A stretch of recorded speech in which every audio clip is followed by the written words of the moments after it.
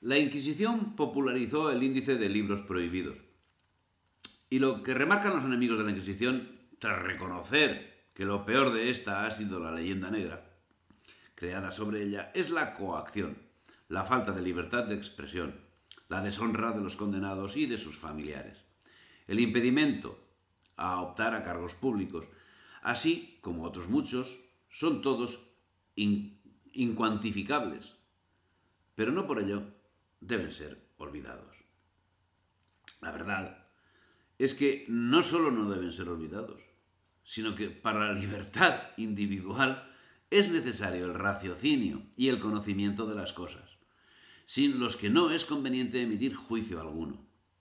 Justamente lo contrario sucede cuando tratamos de la Inquisición.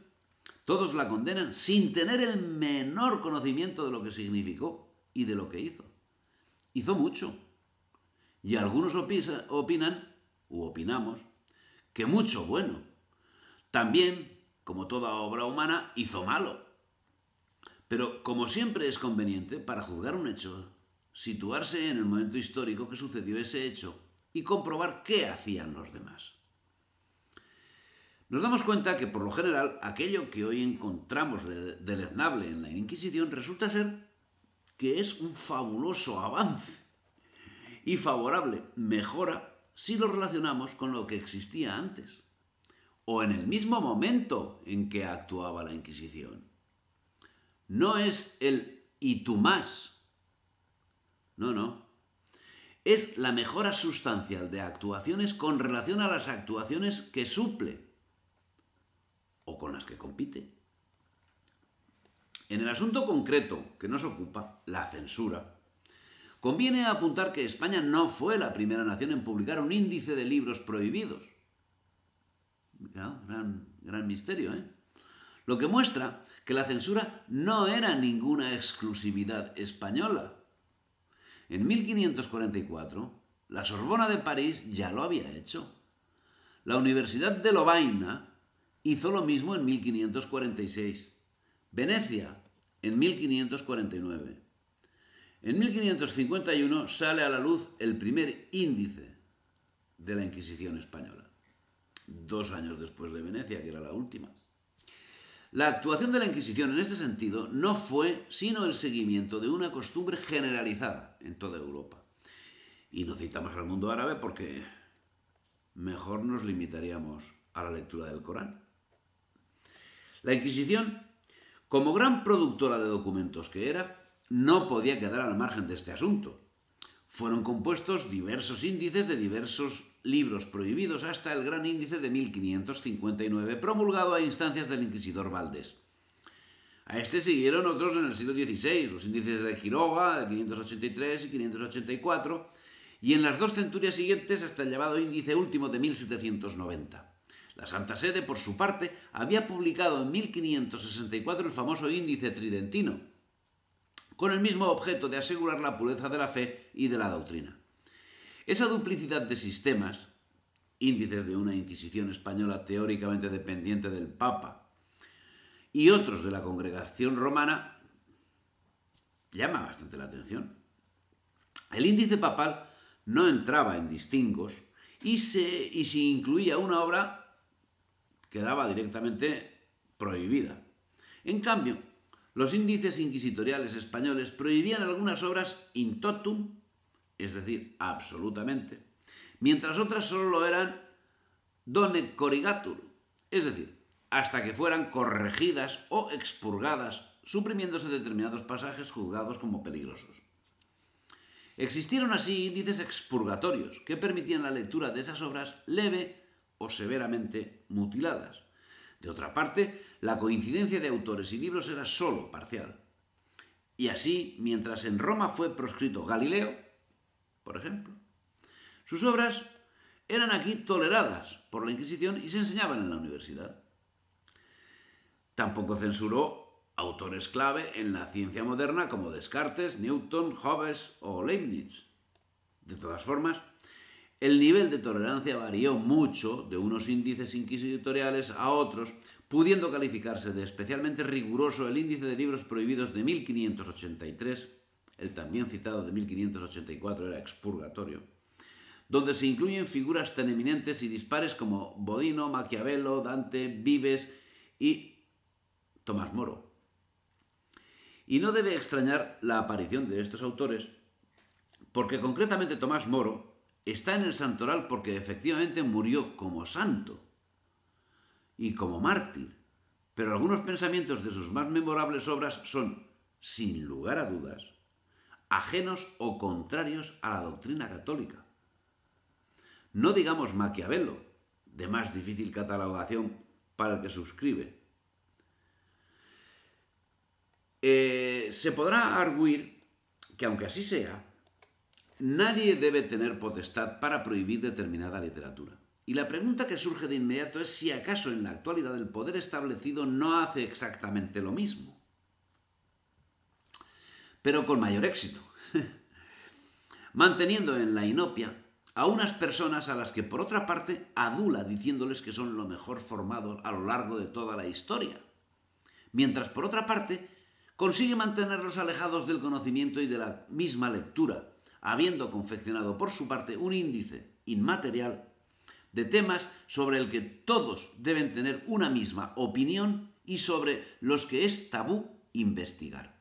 Por ejemplo, la Inquisición. Y también está prohibido, por supuesto, mucho más incluso, sacar conclusiones adversas a lo establecido. E insisto, uno de esos temas es, sin lugar a dudas, la Inquisición.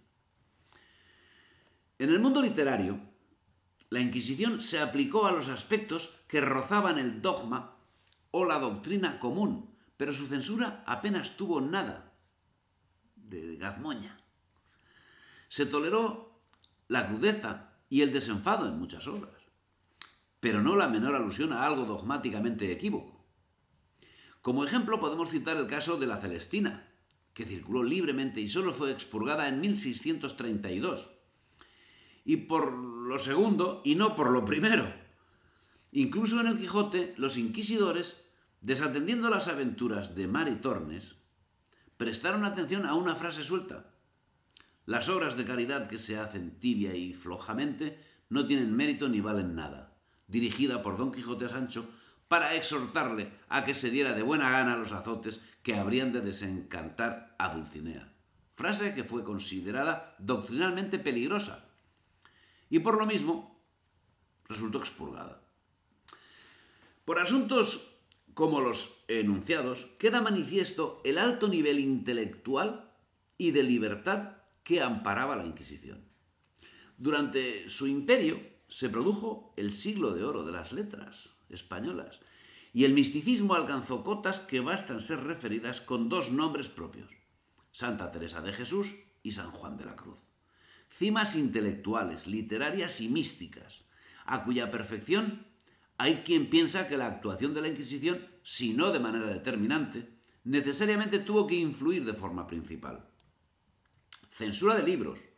Fue llevada a efecto por la Inquisición y vista la actuación en otros asuntos, como vista la actuación de otros, en concreto la Ilustración, sobre el asunto que nos ocupa, da que pensar si efectivamente es necesario y positivo para la limpieza intelectual de un pueblo que una institución como la Inquisición ejerza tal función.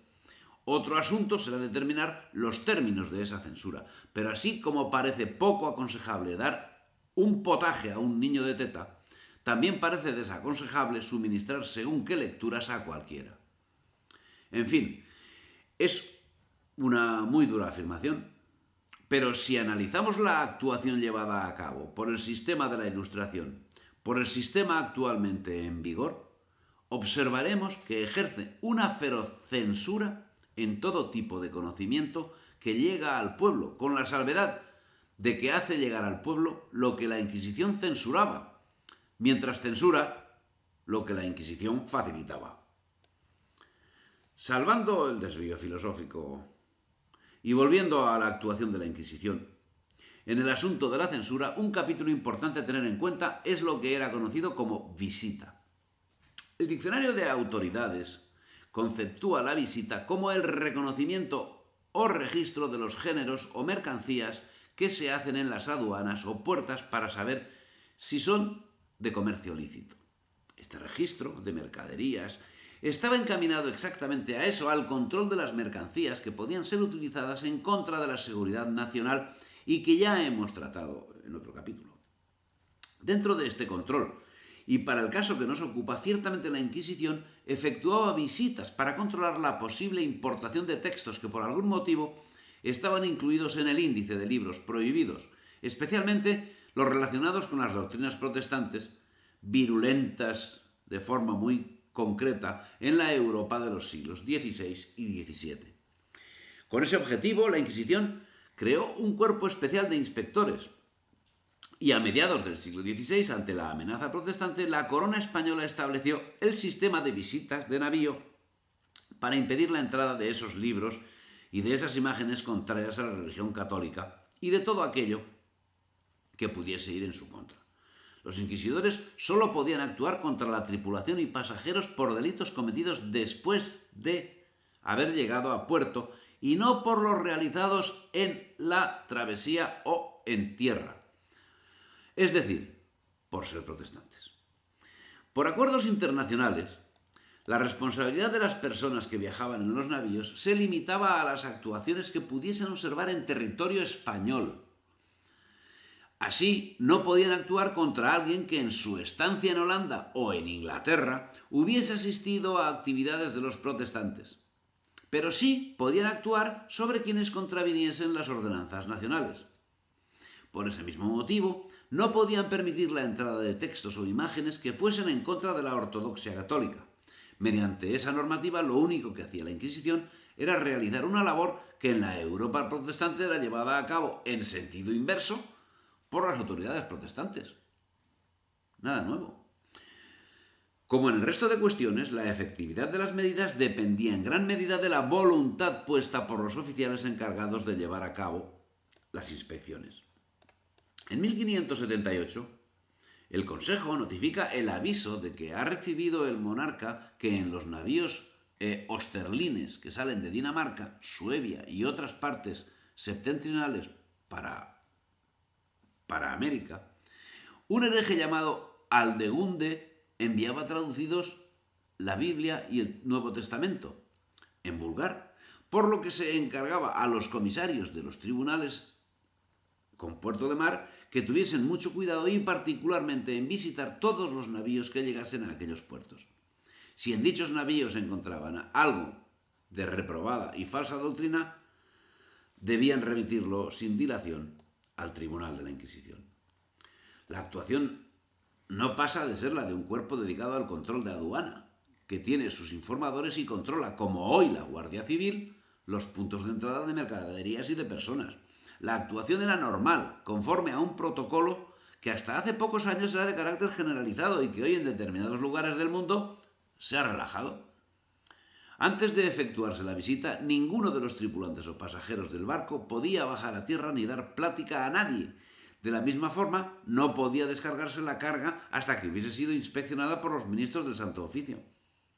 Esa actuación no extrañará a nadie que hoy viaje por el mundo. No extrañará a nadie. Lógicamente, en el siglo XVIII, al estallar la Revolución Francesa, los tribunales inquisitoriales fueron utilizados para impedir la entrada en España de la literatura política que trataba de las ideas revolucionarias. También en el siglo XVIII la Inquisición se enfrentó con la recién nacida masonería. Tras haber sido condenada, la masonería, en 1738 por el Papa Clemente XII en la bula In Eminenti, ese texto fue publicado en un edicto del Inquisidor General el 11 de octubre del mismo año, pretendiendo el Santo Oficio la jurisdicción exclusiva en la materia. No fue admitido, pues un decreto prohibitorio de Fernando VI de 1751 lanzó también a las autoridades civiles contra los escasos y poco conocidos masones. Las sentencias de los tribunales inquisitoriales fueron pocas y nada rigurosas, dirigiéndose principalmente contra masones extranjeros. En 1768, Carlos III impuso la sanción real a la censura de libros de la Inquisición. La jurisdicción real iniciaba la batalla en la defensa de la ley temporal frente a la sacralidad con que el tribunal actuaba. La Inquisición contraatacó y llegó a procesar a Campomanes, a Aranda, a Jovellanos, a Urquijo, a Olavide, etc. Como réplica, ya en esta época, se planteó la modificación o la supresión del Santo Tribunal.